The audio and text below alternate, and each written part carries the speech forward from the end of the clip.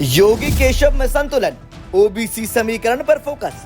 UP में double engine के साथ डबल समीकरण, शाह की रणनीति से यूपी की सियासत में हलचल।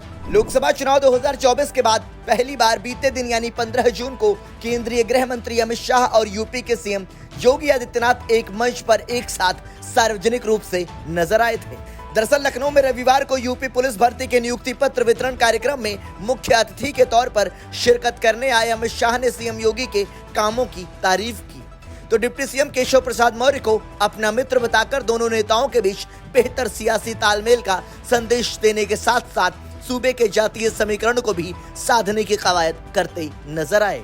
दरअसल अमित शाह और सीएम योगी एक मंच पर साथ ही नहीं बल्कि दोनों के बीच बेहतर केमिस्ट्री भी दिखी।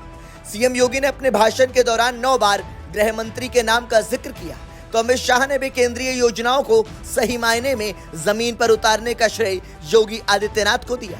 इसके साथ ही केशव प्रसाद मौर्य को अमित शाह ने अपना मित्र बताकर संबोधन किया जिसके सियासी मायने भी निकाले जा रहे हैं। जातीय और क्षेत्रीय बैलेंस साधने की कवायद।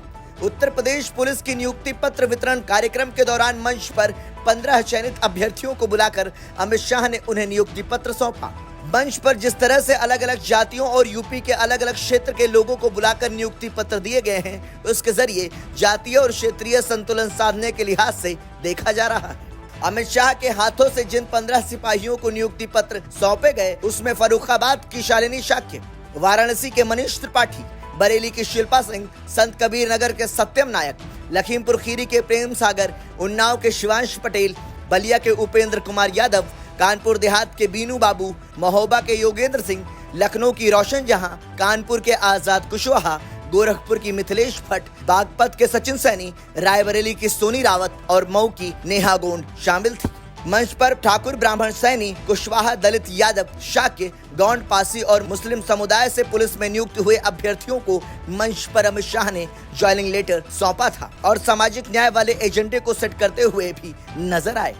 दरअसल योगी सरकार ने जिन 15 लोगों को मंच पर बुलाया था उनमें से 11 अभ्यर्थी दलित ओबीसी समाज से थे।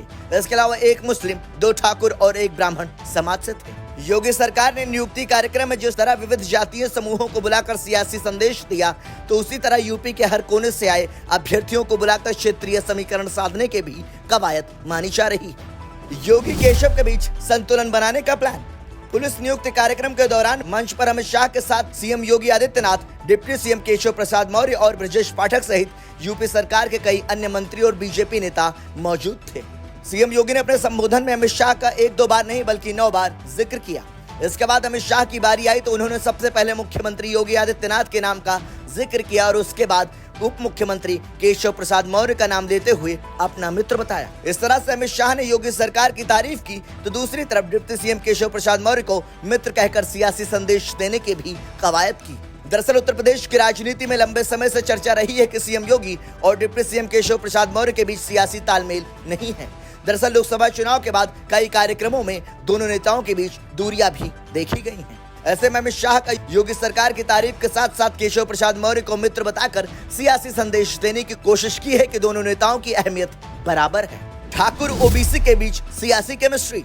यूपी में जब पहली बार साल 2017 में बीजेपी की सरकार बनी थी तो उस वक्त केशव प्रसाद मौर्य का नाम मुख्यमंत्री पद की रेस में भी प्रमुखता से चल रहा था। मौर्य न केवल उप मुख्यमंत्री हैं बल्कि ओबीसी वर्ग का एक बड़ा चेहरा माने जाते हैं और पार्टी के सामाजिक समीकरणों में भी उनकी अहम भूमिका रही है। वहीं सीएम योगी आदित्यनाथ हिंदुत्व के बड़े चेहरे बनकर उभरे हैं और समण समुदाय से आते हैं। ऐसे में अमित शाह ने केशव प्रसाद मौर्य को अपना मित्र बताया तो योगी सरकार के कामों की तारीफ करके जातीय समीकरण साधने का दांव चला है। इस दौरान अमित शाह ने मंच से सीएम योगी के कामों की तारीफ करते हुए कहा कि यूपी अब दंगों का गढ़ नहीं रहा बल्कि दंगा मुक्त हो चुका है और गुंडों का फरमान अब नहीं चलता।